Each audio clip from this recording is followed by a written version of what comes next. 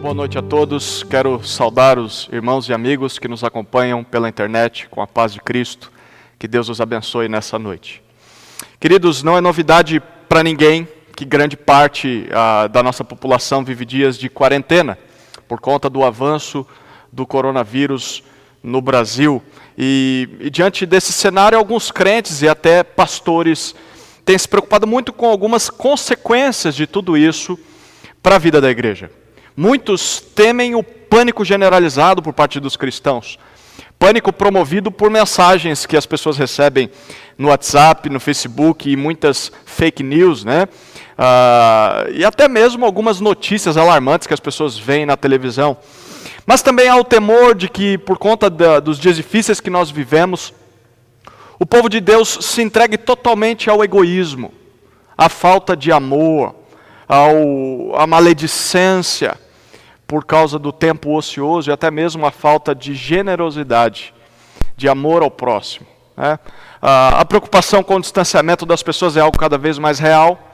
Há medo, por exemplo, de que quando tudo voltar ao normal, pessoas acabem não voltando mais para as igrejas. E pessoas se desviem da fé cristã por causa desse período de reclusão. Muitos pastores temem a insubmissão das suas ovelhas, porque elas estão longe do pastoreio presencial. E ainda há aqueles que tristemente esperam muitos casos de depressão, crises de ansiedade, desespero, suicídios e até mesmo a prática de vários pecados ocultos, por conta das pessoas ficarem isoladas uma das outras, trancafiadas dentro dos seus quartos. E por conta disso muitos têm se perguntado: o que será, não só do nosso país em geral, mas em especial do povo de Deus depois de tudo isso? Ou melhor, o que será capaz de sustentar, de preservar esse povo de pé e fiel a Deus durante essa crise? Na tentativa de responder essa pergunta, alguns têm depositado todas as suas esperanças nas medidas tomadas pelo governo.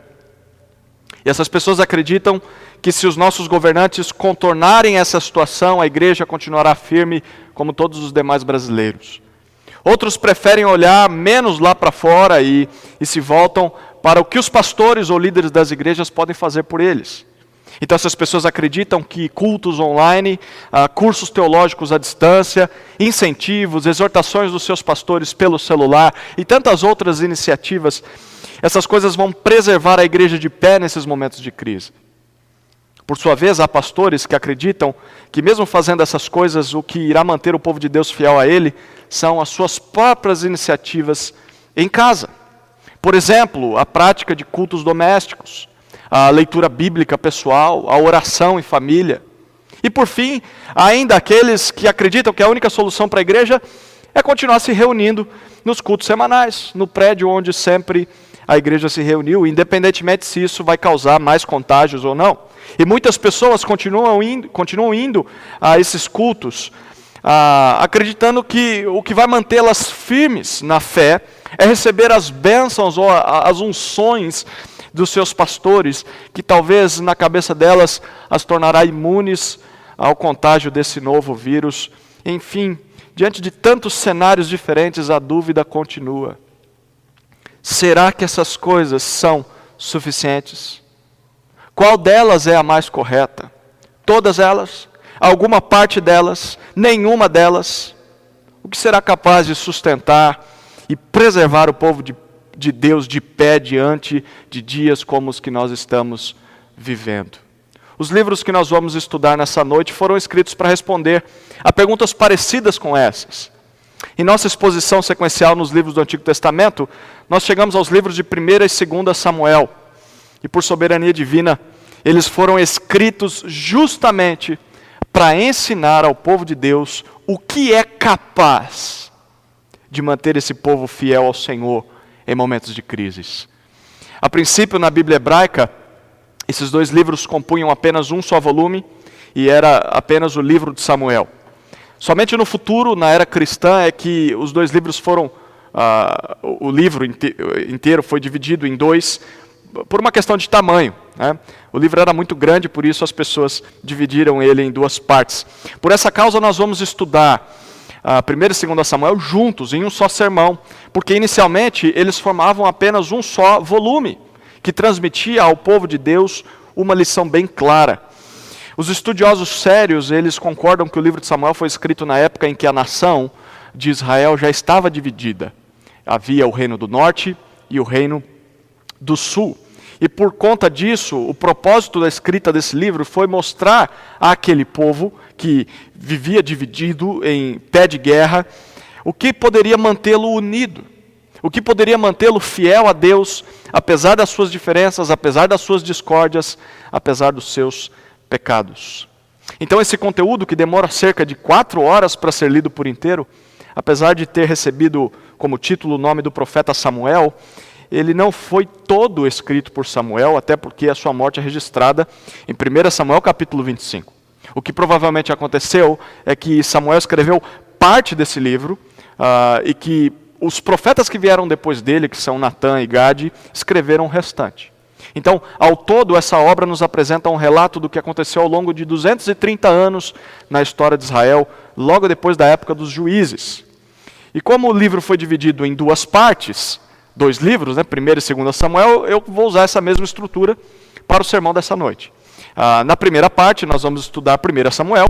Na segunda parte, nosso alvo será 2 Samuel. E por fim, na nossa conclusão, eu quero resumir o que Samuel como um todo tem a nos dizer nos tempos de crise em que nós estamos vivendo. Tá bom? Então vamos lá, o sermão tem 2 partes, vamos para a primeira parte, o conteúdo de 1 Samuel. O livro de 1 Samuel tem uma divisão bem clara e simples. Em resumo, a sua estrutura gira em torno de 3 personagens principais. O primeiro personagem é Samuel, o último juiz na história de Israel. Nós vemos isso nos capítulos 1 até 8. O segundo personagem é Saul, é o primeiro rei que o povo escolhe para si, capítulos 9 até 15. E o terceiro personagem é Davi, é o próximo rei de Israel, escolhido por Deus, capítulos 16 até 31, final do livro. Portanto, nós vamos dividir essa primeira parte desse sermão no estudo desses 3 personagens. Tá? O primeiro personagem é Samuel, e nós acompanhamos a história dele do capítulo 1 até o capítulo 8. Nesse trecho nós somos apresentados ao último juiz que Israel teve, e graças a Deus ele foi o melhor de todos os juízes. Além de juiz, Samuel também foi profeta entre o povo de Deus. E nos capítulos 1 a 3, nós lemos a respeito do seu nascimento e chamado ao ministério de juiz e profeta. Nos capítulos 4 a 7, nós lemos a respeito do seu ministério, e em especial sobre como ele chamou o povo de Deus ao arrependimento, depois de uma derrota contra os filisteus. O povo se arrepende diante da palavra de Samuel, e Deus dá vitória para eles contra os seus inimigos. Mas o ponto principal da história de Samuel está no capítulo 8. Quando Samuel já estava velho, ele colocou os seus filhos como juízes em Israel para sucedê-lo nesse papel. Então nós lemos lá no capítulo 8, versículos 3 a 5, o seguinte, acompanhe aí na sua Bíblia. Porém seus filhos não andaram nos caminhos dele, mas se tornaram gananciosos, recebiam suborno e pervertiam a justiça. Então todos os anciãos de Israel se reuniram e foram encontrar-se com Samuel em Ramá e lhe disseram: Tu já estás velho e teus filhos não andam nos teus caminhos. Constitui-nos agora um rei para nos julgar, como o tem todas as nações. Samuel não gostou nada do que o povo disse. E ele fez o que aqueles líderes deveriam ter feito antes de fazer essa proposta. Samuel ora ao Senhor. Deus diz que eles não estavam rejeitando a Samuel, mas estavam rejeitando ao próprio Senhor, como o povo de Deus sempre fez ao longo da sua história.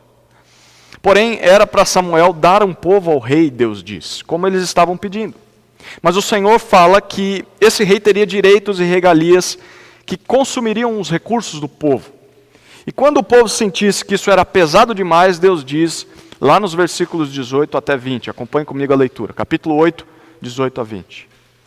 Então clamareis naquele dia, por causa do vosso rei, que vós mesmos escolhestes, mas o Senhor não vos ouvirá. Porém o povo não quis ouvir a voz de Samuel. E disseram: não importa, queremos um rei sobre nós, para que sejamos como todas as demais nações e para que o nosso rei nos julgue, nos lidere e lute em nossas batalhas. Deus avisa que a escolha de Israel não é a mais sábia e que eles vão sofrer por isso.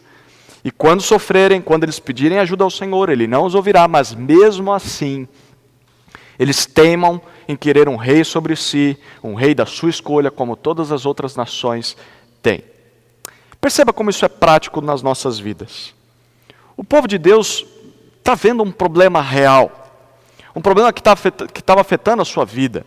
Eles tinham juízes corruptos, juízes injustos, os filhos de Samuel. Porém, ao invés de clamar ao Senhor em busca de ajuda, a ideia deles foi a de solucionar o seu problema à sua própria maneira. Então, eles queriam imitar os povos que não conhecem o Senhor. Todos tinham um rei, por que eles não poderiam ter um rei? E queridos, quantas vezes nós não fazemos a mesma coisa? Por vezes nós até identificamos algo que não está correto nas nossas vidas, na nossa família e até mesmo na igreja. Mas ao invés de nós consultarmos ao Senhor em busca de uma resposta, simplesmente decidimos que nós sabemos o que seria melhor para consertar aquela situação. E quando isso acontece, a nossa proposta, ela não passa de algo carnal, de algo humano, algo falho. E nós acabamos escolhendo resolver o problema como as pessoas que não conhecem a Deus, os povos pagãos, tentam resolver os seus problemas. E mesmo que isso nos faça sofrer ainda mais lá na frente, nós nos mantemos firmes no nosso desejo, mesmo com os avisos de Deus. E o que é mais interessante é que muitas vezes Deus permite que isso aconteça, como permitiu que o povo escolhesse um rei, apenas para nos mostrar que a nossa decisão foi errada. E nós aprendemos o que Deus queria nos ensinar, só que agora sofrendo as consequências de nossas más decisões. Queridos, que nós não façamos como Israel nesse quesito. Ao ver um problema, consulte a Deus. Consulte a Deus para buscar o conselho dEle. Não faça a sua própria vontade, mas faça a vontade do Senhor. Não decida fazer o que você acha certo, simplesmente porque os outros que não conhecem a Deus fazem essas coisas. O caminho de Deus sempre é o melhor caminho. Mesmo que o do mundo seja o caminho mais atraente, talvez o caminho mais curto, o caminho mais rápido. Queridos, que nós não soframos por tomar más decisões, ao invés de consultarmos ao Senhor. Esse é o primeiro personagem de 1 Samuel. O segundo personagem é Saul. Se o primeiro é Samuel, o segundo é Saul. E nós vemos a história de Saul dos capítulos 9 até 15. E eu quero te convidar a olhar esses capítulos agora. Se o povo queria um rei, como todas as outras nações, Saul é a escolha do povo. E nos capítulos 9 até 11 nós lemos a respeito da ascensão de Saul. Aqui, nesse trecho, ele é escolhido, ele é coroado, ele tem a sua primeira vitória à frente do povo. É claro que, a princípio, ele parecia um homem bom para o cargo. Mas a escolha do povo, pouco a pouco, se mostrou frágil. E Saul começou a falhar constantemente como rei. E nos capítulos 12 a 15, nós lemos sobre a sua rejeição por parte de Deus. No capítulo 12, nós lemos uma das últimas advertências de Samuel ao povo. E quando nós chegamos ao capítulo 13, Saul já era rei havia 2 anos. Saul sai à guerra contra os filisteus. E antes da batalha, Samuel diz para ele: olha, me espere, porque eu preciso fazer o sacrifício que Deus exige antes das batalhas. Saul chega ali com seu exército e ele espera, mas ele não aguenta esperar mais. Samuel não chega e Saul sacrifica ele mesmo animais ao Senhor antes que Samuel chegasse. Então Samuel chega e Samuel diz a Saul que ele não deveria ter feito isso. Somente Samuel era autorizado por Deus para realizar sacrifícios. Então Samuel diz para Saul que Deus até estava disposto a manter aquele homem no trono de Israel, caso ele fosse obediente às ordens do Senhor. Mas olha o que ele diz, capítulo 13, versículo 14. Porém agora o teu reino não subsistirá. O Senhor já encontrou para si um homem segundo o seu coração, e já o destinou para ser príncipe sobre o povo, porque não obedeceste ao Senhor, ao que o Senhor te ordenou. Deus havia deposto Saul do trono de Israel. Deus havia escolhido um substituto para ele, alguém segundo o seu coração, alguém que lhe obedeceria. Saul não ligou para as palavras de Samuel e partiu para a batalha mesmo assim. Então no capítulo 14 ele viola regras que Deus havia dado ao povo quando fosse a guerra. E no capítulo 15 nós lemos o ápice da desobediência de Saul. Deus manda Saul destruir totalmente os amalequitas. Ele e o seu exército vão à guerra, mas eles poupam o rei amalequita, poupam os animais e poupam os bens preciosos daquela nação. E quando Samuel confronta Saul, ele ainda tem a audácia de dizer que separou tudo aquilo para Deus. Mesmo que o Senhor houvesse dado uma ordem diferente, ele diz, não, mas eu separei para Deus, né, e tal. Então nós lemos no capítulo 15, versículos 22 e 23, o seguinte, olha lá. Mas Samuel disse, por acaso o Senhor tem tanto prazer em holocaustos e sacrifícios, quanto em que se obedeça à sua voz? Obedecer é melhor que oferecer sacrifícios, e o atender é melhor do que a gordura de carneiros. Pois a rebelião é como o pecado de adivinhação, e a obstinação como a maldade da idolatria. Visto que rejeitaste a palavra do Senhor, ele também te rejeitou como rei. Saul já havia sido confrontado por Deus e não se arrependeu. Ele foi rejeitado como rei, mas continuou reinando. E para piorar, ele continuava desobediente. Ele achava que se fizesse algo além do que Deus pediu, ele iria agradar ao Senhor e talvez anular as decisões de Deus. Mas Deus diz para ele, olha, para mim, Saul, é melhor obedecer às minhas ordens do que fazer sacrifícios religiosos. Por isso, Saul, você foi rejeitado como rei de Israel. Mas Saul, tomado de remorso, depois de ouvir essas coisas, ele implora de joelhos para que Deus não faça mais isso, mas já é tarde demais. Deus rejeitou Saul. E só até aqui a história desse homem já tem muito a nos ensinar. O que fica mais claro com tudo que nós lemos é que Deus se agrada mais de alguém obediente às suas ordens do que daquelas pessoas que têm atitudes religiosas e até bem intencionadas. Mas pessoas que executam essas coisas tentando usá-las como uma espécie de borracha para apagar a sua desobediência. De nada adianta desobedecer claramente ao que Deus diz durante a sua semana e aos finais de semana prestar culto a Ele. Ou você servir em algum ministério, pensando que isso vai compensar a nossa desobediência. Deus não tem prazer nisso. Deus se agrada mais de alguém obediente às suas ordens do que daquelas pessoas que têm atitudes religiosas e que usam as atitudes religiosas para apagar a sua desobediência. Isso não apaga. Para Deus isso é rebelião. Para Deus isso é o mesmo que idolatria, diz o texto. Na verdade isso é hipocrisia. Por isso Deus rejeita esse tipo de religiosidade fingida, bem como rejeita quem a oferece. Queridos, não sejamos como Saul. Não sejamos religiosos na aparência e desobedientes no coração. Deus não se agrada disso. Esse é o segundo personagem de 1 Samuel. O terceiro personagem é Davi. E nós lemos sobre a história dele dos capítulos 16 até 31. Vamos acompanhar agora esses capítulos. Já que Israel teria um rei que fosse um homem de acordo com a aprovação do próprio Senhor. E Davi é esse homem. Nos capítulos 16 a 18 nós lemos sobre a substituição do trono de Israel. Agora vai de Saul para Davi. E a cada página desse trecho, nós lemos que cada vez mais há o declínio de Saul como rei em Israel e a ascensão de Davi como o substituto ideal dele no trono. Davi era um jovem pastor de ovelhas em Belém de Judá, filho de um homem chamado Jessé. Samuel é enviado por Deus até ele e nós lemos sobre a sua unção como rei no capítulo 16. No capítulo 17, Deus consolida a sua escolha. E é interessante o que acontece, porque os filisteus declaram guerra contra Israel, e as suas tropas enviam um soldado gigante para desafiar os soldados israelitas. E todos os dias esse gigante afrontava o povo de Deus e afrontava o próprio Deus. Mas não havia sequer um homem corajoso o suficiente para enfrentar esse gigante, nem mesmo o rei Saul.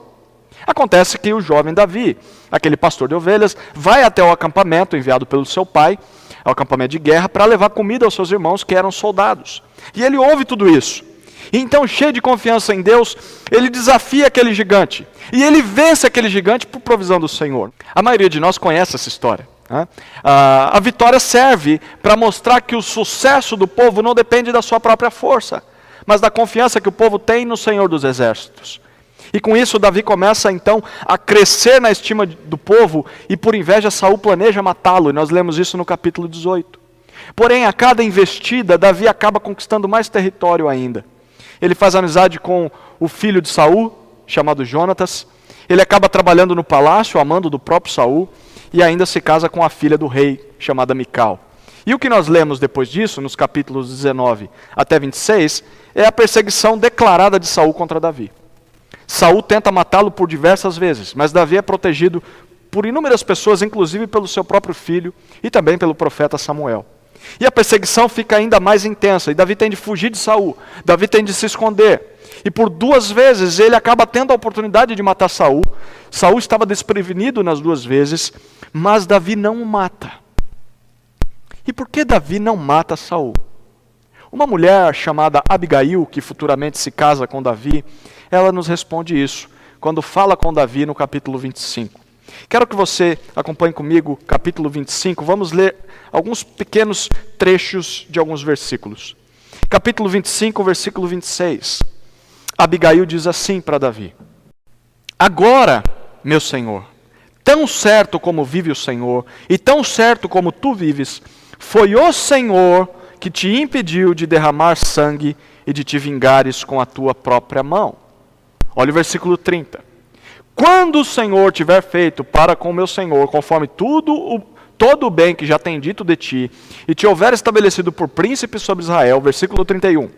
Então, meu Senhor, não terás no coração essa tristeza, nem esse remorso de teres derramado sangue sem causa, ou de haver se vingado o meu Senhor a si mesmo.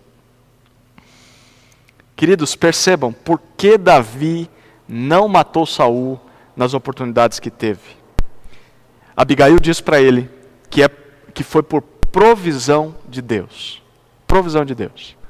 Para que ele não tivesse nas suas mãos o sangue da vingança e futuramente sentisse remorso por isso. Davi não precisava vingar a si mesmo. Deus faria isso por ele. Fantástico isso, né?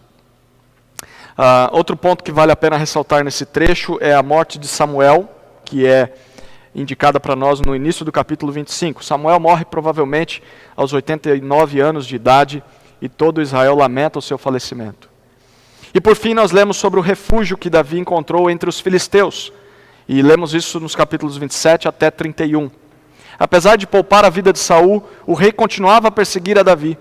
E ele encontrou abrigo nos inimigos de Israel. O livro termina com o relato da morte de Saul, que morre aos 62 anos de idade, em batalha contra os filisteus, no capítulo 31, pouco depois de Davi ter saído do meio deles. Ao todo, Saul reinou por 42 anos sobre Israel. Queridos, esse relato sobre Davi nos demonstra que alguém segundo o coração de Deus não busca justiça com as próprias mãos. Ainda que essa pessoa seja perseguida sem motivo, seja perseguida injustamente, ela não busca justiça com as próprias mãos, mas ela descansa na soberania de Deus, de que um dia Deus fará justiça. Isso faz com que essa pessoa tenha a consciência limpa, de nunca ter vingado a si mesmo, usurpando um papel que é somente do Senhor. Porque conforme Deus diz em Romanos 12:19, a vingança é minha, eu retribuirei, diz o Senhor. Queridos, se nós somos fiéis a Deus, nós não precisamos vingar a nós mesmos. Deus é nosso advogado. Deus defenderá a nossa causa. Basta confiar nele e continuar obedecendo a ele. Um dia o Senhor fará justiça. E até que esse dia chegue, como Davi, nós vamos ter a consciência limpa. A consciência tranquila, sem remorso, de que nós não fizemos o que era proibido em busca da justiça com as próprias mãos. Nós não precisamos nos vingar. E até mesmo somos incapazes de aplicar a justiça de maneira plena. Mesmo que a gente tente fazer justiça, nós não somos Deus. Nós não somos justos o suficiente. Deus fará isso um dia. E Deus fará a justiça da melhor maneira e da maneira mais justa possível. Nós podemos descansar nisso. Queridos, esse foi o conteúdo de 1 Samuel. Foi a primeira parte do nosso sermão. Vamos agora, então, à segunda parte desse sermão, que é o conteúdo de 2 Samuel. O conteúdo de 2 Samuel. Quando começou a reinar sobre Israel, Davi tinha aproximadamente 30 anos de idade. 2 Samuel nos apresenta como foram os seus próximos 40 anos em que reinou sobre sobre o povo de Deus. Se a estrutura de 1 Samuel já era fácil de ser percebida, fácil de ser lembrada, né? É fácil a estrutura de 1 Samuel. Samuel, Saul e Davi. A de 2 Samuel é mais simples ainda. Ela pode ser resumida em 2 palavras, ou 2 estágios da vida de Davi. Subida e descida. Fácil. Subida e descida. Como alguém que sobe uma montanha, a montanha do sucesso na vida, Davi acabou descendo de lá, e sua descida foi aos trancos e barrancos, foi por meio de inúmeras e lamentáveis quedas. Então vamos acompanhar o primeiro estágio da vida de Davi, a subida, capítulos 1 a 10 de 2 Samuel. Nesse trecho aqui nós somos apresentados a 3 cenários belíssimos na vida desse grande homem de Deus.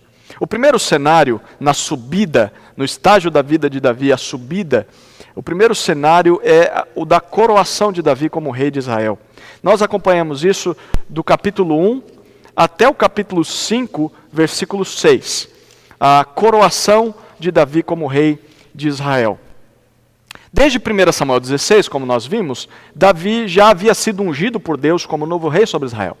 Porém, é apenas agora, aproximadamente 10 anos depois, é que ele assume o trono de fato, depois de tanto fugir de Saul.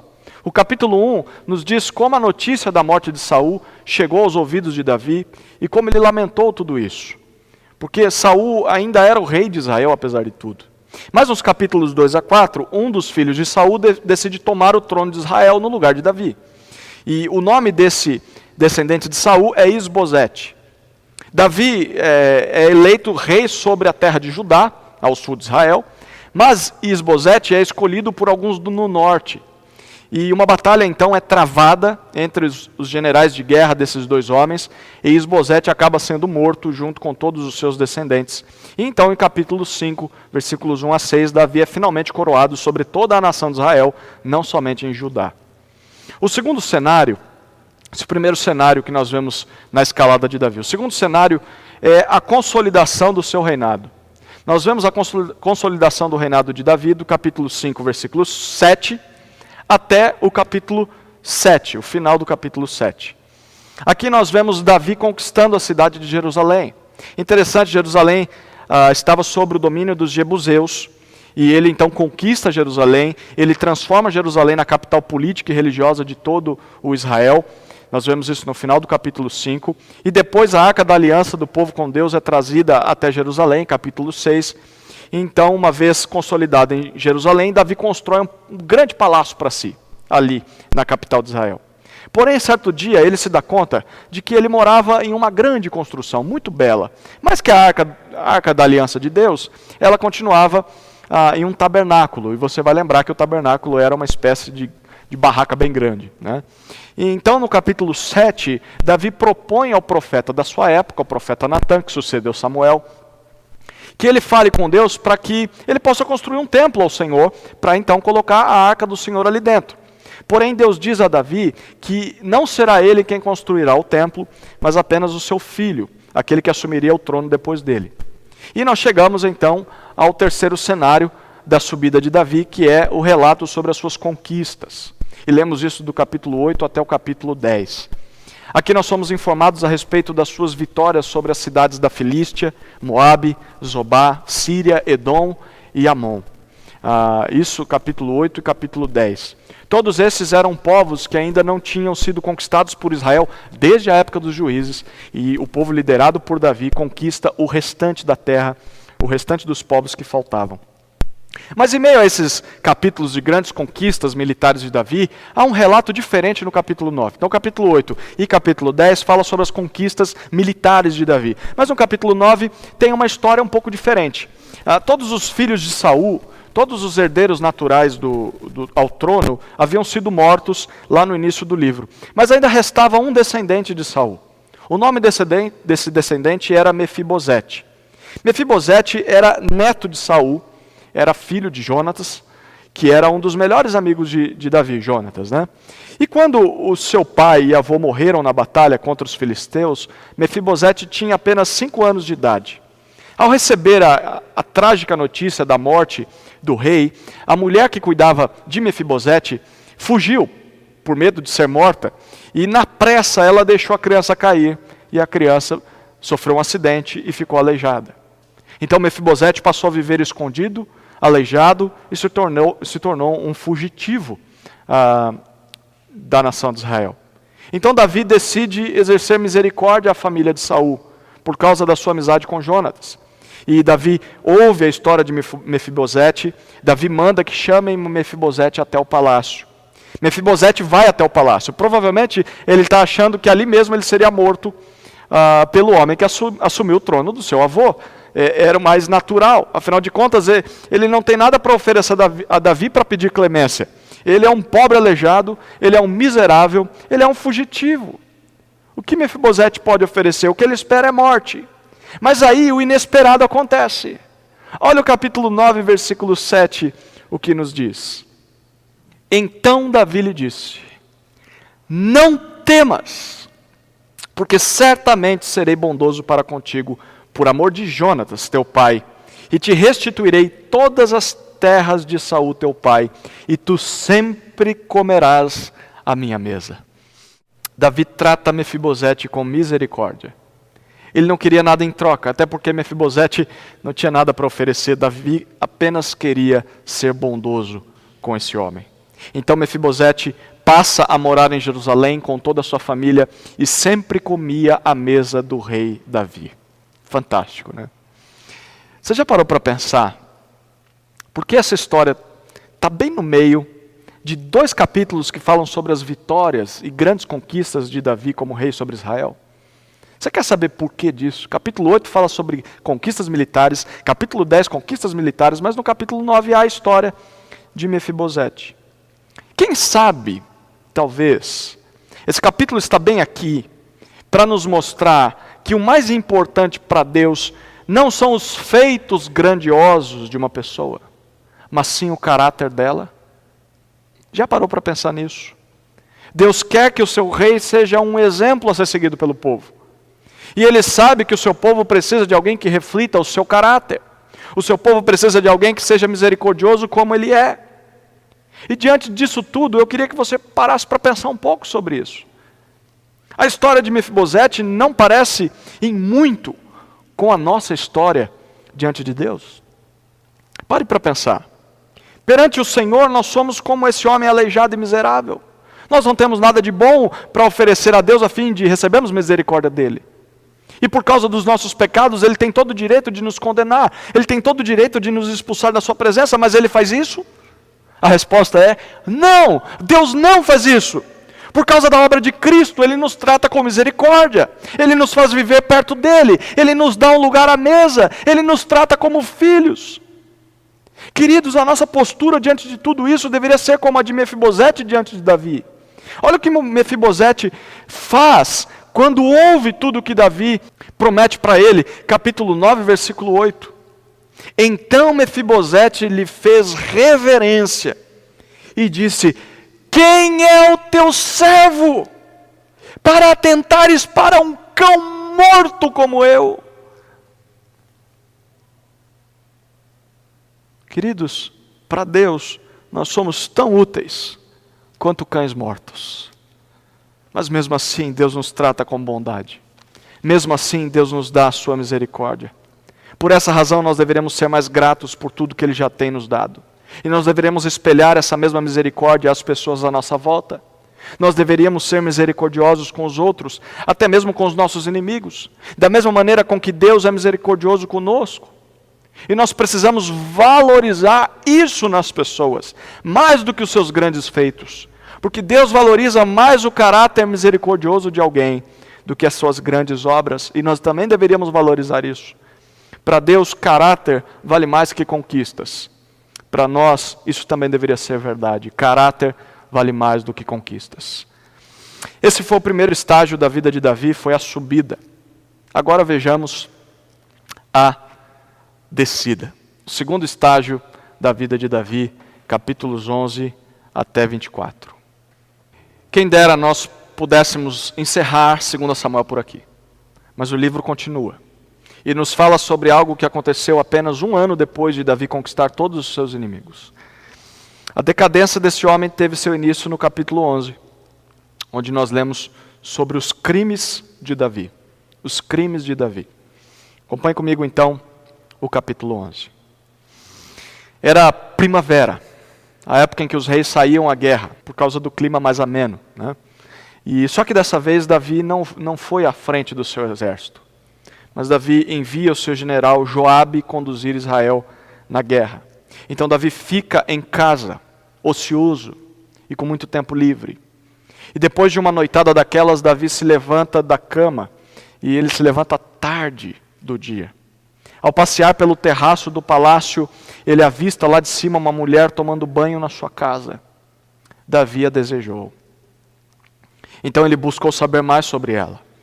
E ele descobre que o seu nome era Batseba e que essa mulher era casada com um dos seus soldados na guerra, um homem chamado Urias. Mesmo assim, ele manda que essa mulher seja chamada aos seus aposentos e ele se deita com ela. Batseba foi para sua casa após isso e o resultado desse adultério foi que ela engravidou. E ela mandou avisar Davi sobre isso. Então Davi arquiteta um plano. Ele manda chamar o marido daquela mulher, Urias, da guerra. Ele convida Urias para se embebedar e ele incentiva Urias a voltar para casa para que Urias se deite com a sua mulher. Afinal de contas, se ele fizer isso, o filho será considerado do marido. Mas Urias é fiel ao Senhor. E Urias é fiel ao rei. Ele diz que de maneira alguma abandonaria os seus companheiros na batalha. De maneira alguma ele faria isso e voltaria para casa para ter prazer com a sua mulher. Então Davi diz, você não quer voltar para casa? Ele envia Urias de volta à guerra com uma carta nas mãos. E nessa carta, Davi ordenava ao general que Urias fosse colocado na frente do exército em uma espécie de cilada, para que ele fosse morto pelos inimigos. E isso acontece. Urias morre, lutando pela nação de Israel, lutando pelo seu rei, que planejou o seu assassinato. Passado o luto de Batseba, Davi a convida para ser a sua esposa e ela passa a morar no seu palácio. Ou seja, um homem que cometeu adultério, um homem que planejou e executou um assassinato, agora estava mentindo e aparentando a todos que ele era generoso, porque ele estava consolando a viúva, ele estava assumindo o filho do falecido Urias. Mas isso não passava de uma farsa. E o autor desse livro nos mostra isso. No final do capítulo 11, na segunda parte do versículo 27, olha o que nós lemos ali. Mas isso que Davi fez desagradou ao Senhor. Alguém havia visto tudo isso. Alguém sabia de toda a verdade e esse alguém era Deus. Então nós lemos nos capítulos 12 até 20 sobre as amargas consequências desses pecados de Davi. Consequências experimentadas por ele, por sua família e por toda a nação de Israel. Depois que a criança nasce, Deus envia o profeta Natã até Davi. Natã vai confrontar o pecado de Davi no capítulo 12. Só que a reação de Davi é diferente daquela tomada pelo antigo rei quando Samuel o confrontou. Olha que interessante, capítulo 12, versículo 13. Então Davi disse a Natã, pequei contra o Senhor. Natã respondeu a Davi, também o Senhor perdoou o teu pecado, por isso não morrerás. A lei de Deus ordenava que adultério e assassinato fossem punidos com a morte. Porém Deus, em sua misericórdia, retira de sobre Davi esse castigo. Mas promete a ele que as consequências dos seus pecados iriam atingir toda a sua descendência. Para começar, aquela criança que nasceu iria morrer. E a partir de agora, os seus descendentes sempre viveriam em guerra e conflitos. Um dos seus filhos tomaria o trono dele à força. E esse filho se deitaria com todas as mulheres de Davi em plena luz do dia, à vista de todo o povo. E de fato a criança, o fruto do adultério, morre e a situação só piora. Um dos seus filhos, Amnon, estupra uma de suas meias-irmãs, capítulo 13, e Davi não faz nada diante disso. Cabe ao irmão da moça violentada, um outro filho de Davi, Absalão, fazer justiça e matar o seu meio-irmão Amnon. E a partir de agora, Absalão passa a crescer na narrativa do livro. Nós vemos isso nos capítulos 14 até 18. Absalão foge de Davi para não ser morto porque matou seu irmão, e depois ele retorna a Jerusalém no capítulo 14. Então, diante do silêncio e diante do distanciamento de seu pai, ele conquista o coração do povo de Israel. E ele provoca uma revolta social no capítulo 15. E essa revolta culmina na derrota de Davi para o exército de Absalão. Absalão toma as mulheres do seu pai para si e reina sobre Israel, capítulos 16 a 17, cumprindo aquilo que Deus tinha dito, até que ele é derrotado pelo general de guerra de Davi no capítulo 18. E a narrativa continua e mostra mais consequências negativas nos capítulos 19 a 20. Davi, nesses 2 capítulos, está em luto pela morte do seu filho Absalão, e os reinos do norte e do sul voltam a se enfrentar. E a coisa piora muito até que Davi se recompõe, Davi retoma o trono de Israel. E o livro de 2 Samuel termina mostrando a conclusão decadente do reinado de Davi sobre o povo de Deus. Capítulos 21 até 24. Ele tende a enfrentar uma grande fome na terra, capítulo 21.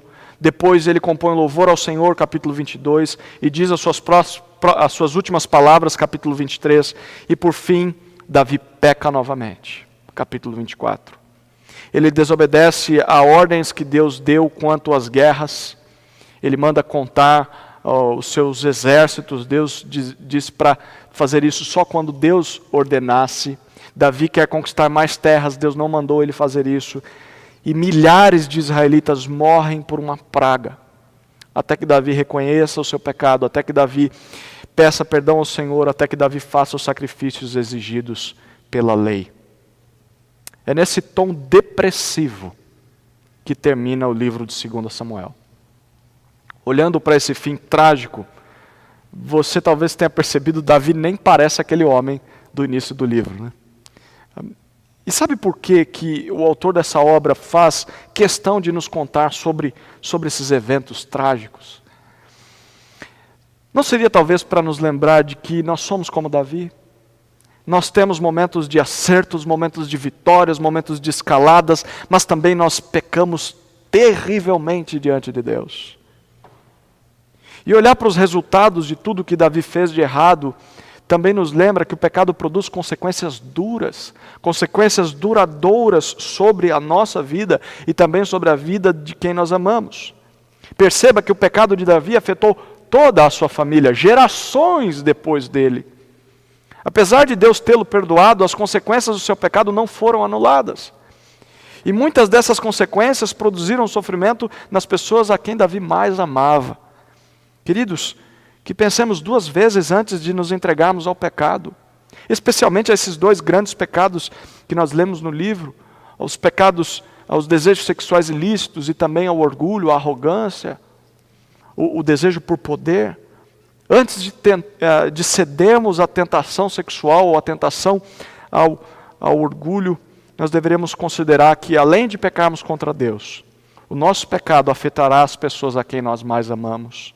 Normalmente, essas são as pessoas que mais sofrem por nossos pecados. Pense na sua esposa, pense no seu marido, pense nos seus filhos, nos seus netos, pense na igreja, pense na comunidade, pense no testemunho. Os seus pecados afetam outras pessoas. Esse é o término de 2 Samuel. Enfim, a conclusão a que nós chegamos no estudo dos livros de 1 e 2 Samuel é que a salvação de Israel não estava nos filhos de Samuel, e muito menos no rei Saul. O que mais chegou perto de trazer esperança ao povo foi Davi. Porém, à semelhança de todos os outros, ele também falhou na sua liderança.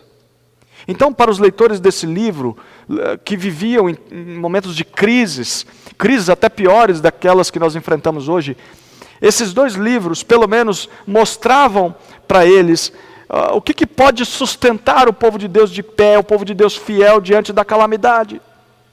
E esses livros, 1 e 2 Samuel, deixam muito claro que não são personalidades brilhantes, não são planos bem executados, não são sistemas de governo humanos. Todas essas coisas têm o seu lugar, todas essas coisas servem para incentivar o povo de Deus por um tempo, mas chega um dia em que as personalidades brilhantes falham. Chega um dia em que os planos dão errado, chega um dia em que os sistemas de governo humanos demonstram sua fraqueza. Pare para pensar. Não é exatamente isso que nós temos vivido nos nossos dias. A crise que nós estamos enfrentando está mostrando para nós que os planos e as estratégias humanas, uma hora ou outra, falham. Basta um vírus microscópico infectar uma só pessoa lá na China, que isso se espalha por todo o mundo, e por causa disso, economias robustas e estáveis entram em colapso. Pessoas e nações confiantes entram em desespero. Milhares morrem sem uma vacina, sem uma cura. E quando tudo o que nós podemos fazer é simplesmente ajoelharmos e clamarmos a Deus por misericórdia, como Mefibosete fez diante de Davi, é aí que a mensagem de 1 e 2 Samuel vem bem a calhar aos nossos corações. O povo de Deus vivia dias de incertezas quando recebeu esse livro da parte do Senhor. E por causa dos pecados de Davi, o reino de Israel acabou se dividindo em dois. O reino do norte não seguia mais ao Senhor, e o do sul alternava entre bons e maus reis. Havia naquele povo muitos temores, incertezas, desesperanças, calamidades, crises, guerras, fome, mortes, pestes. Enfim, eles precisavam de algo da parte de Deus. Algo que lhes dissesse o que é capaz de sustentar o seu povo de pé, o seu povo fiel ao Senhor em tempos de crise. Por isso Deus inspirou a escrita desse livro, para mostrar ao povo que não são pessoas, não são planos, não são sistemas de governo que fazem isso, e sabe o que é. Eu quero te convidar a voltar a sua atenção para o que Deus disse a Davi em 2 Samuel capítulo 7. Volte algumas páginas, 2 Samuel capítulo 7, quando Deus informa a ele que ele não seria o construtor de um templo para o Senhor. 2 Samuel capítulo 7, versículos 12 até 16. Olha o que diz o texto. Quando os teus dias se completarem, descansares com teus pais, providenciarei um sucessor da tua descendência, que procederá de ti, e estabelecerei o reino dele. Ele edificará uma casa ao meu nome, e para sempre estabelecerei o trono do seu reino. Eu serei por seu pai, e ele será meu filho. Caso venha a cometer alguma transgressão, eu o castigarei com castigos humanos e com açoites de homens, mas não retirarei dele o meu amor fiel, como fiz com Saul, a quem tirei da tua frente. Mas a tua casa e o teu reino serão firmados para sempre diante de ti. Teu trono será estabelecido para sempre. A princípio, Deus estava falando de Salomão aqui para Davi. Salomão é o filho que Davi teve, o segundo filho que ele teve com Batseba depois que o primeiro faleceu. Foi Salomão quem construiu o templo de adoração a Deus em Jerusalém. Porém, Salomão pecou, à semelhança do seu pai. E Salomão pagou caro por isso. E esse será o tema do nosso próximo sermão nos livros de 1 e 2 Reis. Então Deus, ele só pode estar falando de alguém melhor nesse texto e alguém mais fiel do que Salomão. Alguém capaz de edificar uma casa de adoração eterna ao nome de Deus. Alguém capaz de reinar sobre o povo do Senhor para sempre, sem pecado algum. Sabe de quem Deus está falando aqui? Deus está falando da pessoa bendita de nosso Senhor Jesus Cristo. Ele é o descendente de Davi. Ele é o Filho de Deus. Ele é o Rei perfeito que nunca pecou. O Rei que reina para todo sempre. E ele foi castigado por Deus, como diz o texto, com castigos humanos, por causa do pecado, mas não por causa dos seus pecados, mas por causa dos nossos pecados. E por causa disso, Deus foi capaz de nos perdoar. Deus foi capaz de nos estender a sua misericórdia, como Davi fez com Mefibosete. E o que 1 e 2 Samuel quer nos ensinar é que homem nenhum, plano nenhum, ou governo nenhum nesse mundo podem manter o seu povo de pé, o seu povo fiel a ele. Apenas o seu rei é capaz de preservar o seu povo nesse mundo. E o Novo Testamento nos diz que esse rei é Jesus Cristo. Portanto, queridos, por mais que nós tomemos as medidas de cautela que nos pareçam ser mais prudentes, algumas daquelas que eu citei no início desse sermão, ainda assim os nossos temores, as nossas incertezas vão continuar. A menos que nós depositemos toda a nossa confiança no Rei Jesus. Ele reina eternamente.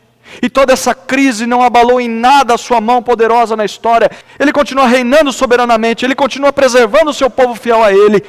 Por mais que cultos sejam cancelados, por mais que crentes contraiam coronavírus, por mais que esses crentes morram em leitos de hospitais, por mais que pastores fiquem impossibilitados de visitar as suas ovelhas, Jesus Cristo continua reinando sobre a sua igreja. Jesus Cristo continua cuidando do seu povo, como Deus fez com Israel durante o reino dividido. O Senhor continua soberanamente cuidando do seu povo.